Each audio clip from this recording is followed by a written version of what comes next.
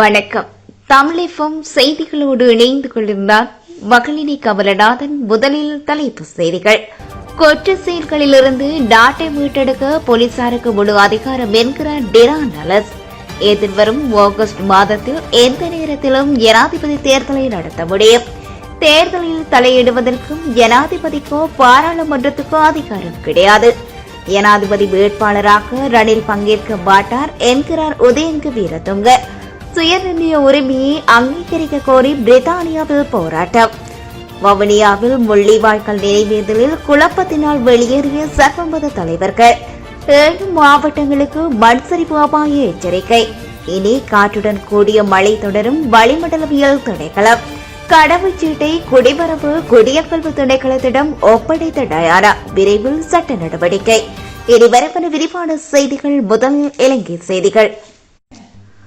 எந்த நாட்டில் போதைப்பொருள் பாவனையையும் பாதாள குழுக்களின் செயற்பாடுகளையும் இல்லாதொழிக்க எடுக்க வேண்டிய அனைத்து நடவடிக்கைகளையும் எடுக்குமாறு தான் போலீசாருக்கு உத்தரவிட்டுள்ளதாக பொதுமக்கள் பாதுகாப்பு அமைச்சர் டிரான் அலஸ் குறிப்பிட்டுள்ளார்.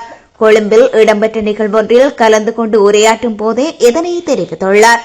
இடம்பெறுகின்ற குற்ற சம்பவங்களை தெரியப்படுத்த நாம் தொலைபேசி இலக்கங்களை அறிமுகப்படுத்தியுள்ளோம். அவ்வாறு பொதுமக்கள் அறியப்படுத்தும் போது நாம் உரிய நடவடிக்கைகளை மேற்கொள்வோம். அதேபோன்று உங்கள் பிரதேசங்களில் போதைப் பொருளுக்கு அடிமையானவர்கள் இருந்தால் அது குறித்து நமக்கு தெரியப்படுத்துங்கள். அத்துடன் போதைக்கு அடிமையாகி பாதிக்கப்பட்டவர்களை புனர்வாழ்வு நிலையங்களுக்கு அனுப்புவது அவர்களை நாம் மீட்டெடுப்போம். நான் புதிய நடவடிக்கையை ஆரம்பித்ததற்கான காரணம் போதைப் பொருளை பாவிப்பவர்களை விரட்டுவதற்கு அல்ல, விற்பனைக்கு முழுமையான இல்லாமல் ஆக்குவதற்கு முயற்சி இதுவாகும். நாம் அனைவரும் ஒன்றிணைந்து செயற்பட்டால் போதைப் பொருளிலிருந்து எமது கிராமம் நகரம் மற்றும் நாட்டை வெகு விரைவில் மீட்டெடுக்க முடியும். ஆகவே எங்களுடன் ஒன்றிணையுங்கள். இந்த விடயத்தில் எவ்வாறான அச்சுறுத்தல்கள் வந்தாலும் தவறு நடக்கக்கூடாது என நான் போலீஸ் மாதிபருக்கும் போலீசாருக்கு நான் உறுதியாக கூறியுள்ளேன். ஜூன் மாதம் 17ஆம் தேதிக்கு பின்னர் தேர்தலை நடத்துவதற்கான அதிகாரம் தேர்தல்கள் ஆணைக்குழுவுக்கு உள்ளதாக பெப்ரல் அமைப்பின் நிறைவேற்று படைப்பாளர் ரோகன கெட்டி ஆராய்ச்சி தெரிவித்துள்ளார். நாடாளுமன்ற தேர்தல் ஜனாதிபதி தேர்தலும் இவ்வருடம் நடுப்பகுதியில் நிச்சயமாக நடைபெறும் எனவும் அவர் குறிப்பிட்டுள்ளார். அரசியல் நெருக்கடி காரணமாக மாகாண சபை தேர்தல் காணாமல் போயுள்ளமை என்பது தெளிவாக தெரிகிறது என குறிப்பிட்ட அவர் ஜனாதிபதி தேர்தலையும் நாடாளுமன்ற தேர்தலையும் காலந்தாழ்த்த முடியாது என்பதையும் சுட்டிக்காட்டினார். மேலும் ஜூன் மாதம் 17ஆம் தேதிக்கு பின்னர் தேர்தலை நடத்துவதற்கான அதிகாரம் தேர்தல் ஆணைக்குழுவுக்கோ உள்ளது, வேறு யாருக்கும் அந்த அதிகாரம் இல்லை எனவும் அவர் குறிப்பிட்டுள்ளார். எனினும் நாடாளுமன்ற தேர்தல் குறித்தான முழுமையான அதிகாரம் தற்போது ஜனாதிபதியிடம் உள்ளது. அதன்படி எதிர்வரும் ஆகஸ்ட் மாதத்துக்குள் எந்த நேரத்திலும் நாடாளுமன்ற தேர்தலை நடத்த முடியும் என ரோகன கெட்டி ஆராய்ச்சி குறிப்பிட்டுள்ளார். ஜனாதிபதி தேர்தலில் தலையிடுவதற்கோ தேர்தலை காலம் தாழ்த்துவதற்கோ ஜனாதிபதிக்கும் பாராளுமன்றத்துக்கும் எவ்வித அதிகாரமும் இல்லை என ஐக்கிய தேசிய கட்சியின் முன்னாள் பாராளுமன்ற உறுப்பினர் அஜித் பி பெரேரா தெரிவித்துள்ளார். இன்று இடம்பெற்ற ஊடகவியலாளர் சந்திப்பில் இதனை தெரிவித்துள்ளார். ஜனாதிபதி தேர்தல் நடத்தப்படும் திகதி அரசியலமைப்பின் பிரகாரம் வெளியிடப்படும். தற்போதைய ஜனாதிபதியின் பதவிக்காலம் நவம்பர் மாதம் 18ஆம் தேதியுடன் நிறைவடையும். அதன்படி நவம்பர் 18ஆம் தேதியிலிருந்து ஒரு மாதத்துக்கு முன்னர் அரசியலமைப்பின் பிரகாரம் ஜனாதிபதி தேர்தல் நிறைவடையும். ஜனாதிபதி தேர்தல் குறித்தான அனைத்து நடவடிக்கைகளுக்குமான அனைத்து அதிகாரங்களும் தேர்தல் ஆணைக்குழுவுக்கு வழங்கப்பட்டுள்ளது. ஆகையால் இக்காரணத்தை கொண்டும் ஜனாதிபதி தேர்தலில் தலையிடுவதற்கோ தேர்தலை காலம் தாழ்த்துவதற்கோ ஜனாதிபதிக்கும் பாராளுமன்றத்துக்கும் எவ்வித அதிகாரமும் இல்லை என அவர் தெரிவித்துள்ளார்.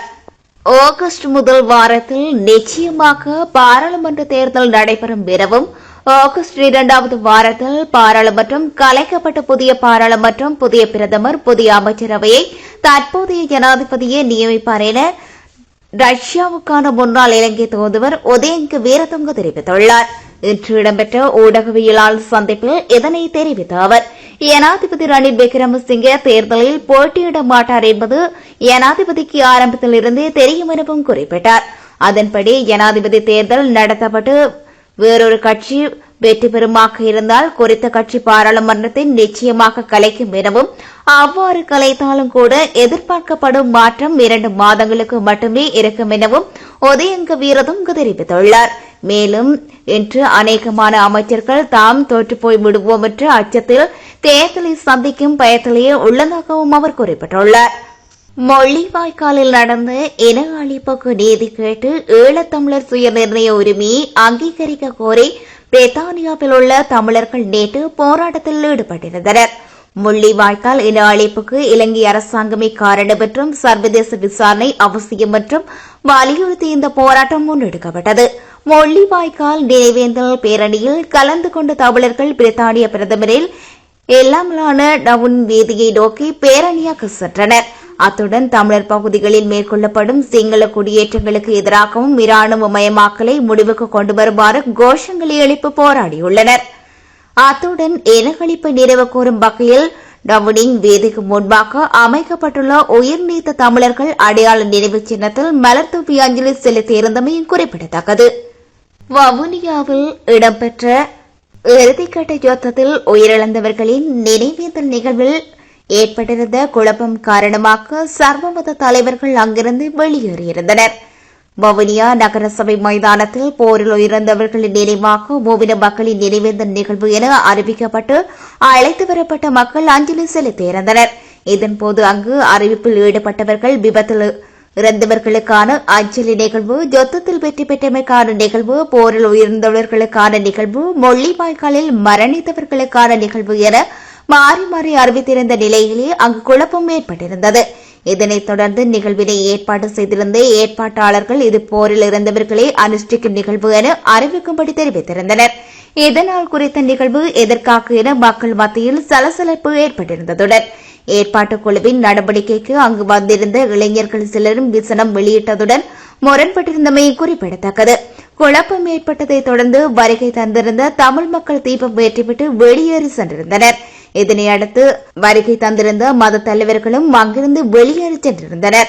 நாட்டில் நிலவும் சீரற்ற காலநிலை காரணமாக 7 மாவட்டங்களுக்கு மண் சரிவு அபாய எச்சரிக்கை விடுக்கப்பட்டுள்ளது.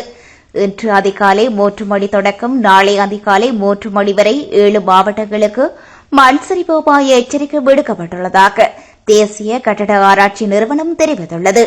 7 மாவட்டங்களில் உள்ள 37 பிரதேச செயலக பிரிவுகளுக்கு இன்று தொடக்கம் மண் சரிவு அபாய எச்சரிக்கை விடுக்கப்பட்டுள்ளதாக தேசிய கட்டட ஆராய்ச்சி நிறுவனம் தெரிவித்துள்ளது.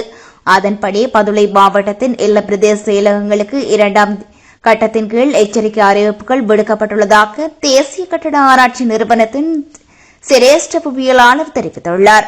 பதுளை மாவட்டத்தில் மேலும் 4 பிரதேச செயலக பிரிவுகளுக்கும் கண்டி, கேகாலை, இரத்தினபுரி, களுத்துறை, கொழும்பு மற்றும் கம்பகா ஆகிய மாவட்டங்களில் 33 பிரதேச செயலக பிரிவுகளுக்கும் 1ஆம் கட்டத்தின் கீழ் மண் சரிவு எச்சரிக்கை அறிவிப்பு வெளியிடப்பட்டுள்ளதாக தெரிவிக்கப்பட்டுள்ளது. பருவமழைக்கு முந்தைய வானிலையின் தாக்கம் காரணமாக இன்று தொடக்கும் சில தினங்களுக்கு காற்று மற்றும் மழையுடனான வானிலை அதிகரிக்க காணப்படும் என வளிமண்டலவியல் திணைக்களம் எதிர்ப்பு கூறியுள்ளது. அத்துடன் நாட்டிலும் நாட்டைச் சூழவுள்ள ஏனைய கடற்பிராந்தியங்களிலும் வானம் வேகம் சூழ்ந்து காணப்படும் என்றும் வளிமண்டலவியல் திணைக்களம் வெளியிட்டுள்ள அறிக்கையில் குறிப்பிடப்பட்டுள்ளது. மேல் ஜப்ரகமோ மற்றும் வடமேல் மாகாணங்களிலும் சில இடங்களில் 100 மில்லிமீட்டர் அளவில் பலத்த மழை பெய்யக்கூடும் எனவும் வளிமண்டலவியல் திணைக்களம் எதிர்ப்பு கூறியுள்ளது. இலங்கையை சூழவுள்ள ஏனைய கடற்பிராந்தியங்களிலும் இடைக்கிடையே ஓரளவு கொந்தளிப்பான நிலை காணப்படும் என்றும் எதிர்ப்பு கூறப்பட்டுள்ளது. இந்நிலையில் பெண்ணல் தாக்கங்களினால் ஏற்படக்கூடிய பாதிப்புகளை குறைத்துக் கொள்ள போதுமான முன்னெச்சரிக்கை நடவடிக்கைகளை மேற்கொள்ளுமாறு வளிமண்டலவியல் திணைக்களம் பொதுமக்களை அறிவுறுத்தியுள்ளது. இனி வருவது இந்திய செய்திகள். உலக தமிழ் பேரவையின் தலைவர் பழ நெடுமாறன் தலைமையில் தமிழ்நாட்டில் முள்ளிவாய்க்கால் நினைவேந்தல் நடாத்தப்பட்டுள்ளது. இறுதிப் போரில் உயிர் நீத்த உறவுகளை நினைவு கூறும் வகையில் முள்ளிவாய்க்கால் 15வது ஆண்டு நினைவேந்தல் நிகழ்வானது இலங்கையில் மட்டுமல்லாது உலக தமிழர் மத்தியிலும் இடம்பெற்றுள்ளது. இதன் அடிப்படையில் நேற்று தமிழ்நாட்டில் தஞ்சாவூர் விழார் சாலையில் உள்ள முள்ளிவாய்க்கால் நினைவு முற்றத்தின் நினைவேந்தல் நிகழ்வு முன்னெடுக்கப்பட்டுள்ளன. இனி வருவது உலகச் செய்திகள். பிரித்தானியாவில் 15வது ஆண்டு முள்ளிவாய்க்கால் நினைவு தின நிகழ்வு பிரம்மாண்டமாக நிகழ்வு ஒன்று இடம்பெற்றுள்ளது. இந்நிகழ்வு நேற்றைய தினம் நடைபெற்றுள்ளது. பிரித்தானியா தமிழர் பேரவையால் ஒழுங்கு செய்யப்பட்ட இந்நிகழ்வு 8 நடன ஆசிரியர்கள் ஒன்றிணைந்து 128 மாணவர்களின் பங்களிப்புடன் இடம்பெற்றுள்ளது. போர்த்துகல் நாட்டில் இரவை பகல் போல் மாற்றிய பிரகாசமான வெண்கலமுற்றின் காணொலி சமூக வலைதளங்களில் அதிகம் பகிரப்பட்டு வருகிறது. குறித்த வெண்கலமானது ஸ்பெயின் மற்றும் போர்த்துகல் நாடுகளுக்கு இடையே நேற்று அதிகாலை 1:45 மணியளவில் தென்பட்டுள்ளது. இந்த விண்கலன் நீல நிறத்தில் பிரகாசித்தால் இரவு வானம் நீல நிறத்தில் பிரகாசமாக மாறி பார்ப்பவர்களை ஆச்சரியத்தில் ஆழ்த்தியுள்ளது. அத்துடன் இந்த விண்கலம் பூமியின் வளிமண்டலத்துக்குள் மணிக்கு 61,000 கிலோமீட்டர் வேகத்தில் நுழைந்துள்ளதாக தெரிவிக்கப்பட்டுள்ளது. சென்னையில் இருந்து இஸ்ரேலுக்கு சென்ற ஆயுத கப்பல் ஸ்பெயின் துறைமுகத்தில் நின்று செல்ல அனுமதி மறுக்கப்பட்டுள்ளது.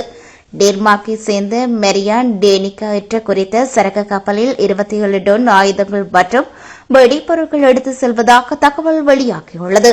செங்கடல் வழியாக இஸ்ரேலுக்கு செல்லும் சரக்கு கப்பல் மீது ஹவுதி தீவிரவாதிகள் ட்ரோன் மற்றும் ஏவுகணை மூலம் தாக்குதல் நடத்துவதனால் இந்த கப்பல் ஆப்பிரிக்க நாடுகளை சுற்றிக் கொண்டு ஸ்பெயின் வழியாக இஸ்ரேல் பயணிக்கின்றது. இந்நிலையில் குறித்த கப்பல் எதிர்வரும் 21ஆம் தேதி ஸ்பெயின் நாட்டில் கர்னனியனா துறைமுகத்தில் நின்று செல்ல அனுமதி கோரியது. எனினும் மார்டிகா மற்றும் பெர்புடா நாட்டை சேர்ந்த போர்க்க மிற்ற சரக்கு கப்பல் ஸ்பெயின் துறைமுகத்தில் நின்று செல்ல ஏற்கனவே அனுமதி கோரியுள்ளமையினால் அதற்கான அனுமதி மறுக்கப்பட்டுள்ளது. மேலும் மெரியான் டேனிகா கப்பலில் இஸ்ரேலுக்கு ஆயுதங்கள் கொண்டு செல்லப்படுவதால் அந்த கப்பலை ஸ்பெயின் துறைமுகத்தில் நுழைய அனுமதிக்கக்கூடாது என ஸ்பெயின் பிரதமரிடம் கூட்டணி கட்சியான ஜுமரெற்ற இடதுசாரி கட்சியும் வலியுறுத்தியுள்ளமை குறிப்பிடத்தக்கது. இத்துடன் செய்திகள் இனிதே நிறைவு பெறுகின்றன. நேர்கள் இதுவரை இணைந்திருந்தது தமிழகமின் பிரதான செய்தி அறிக்கையோடு.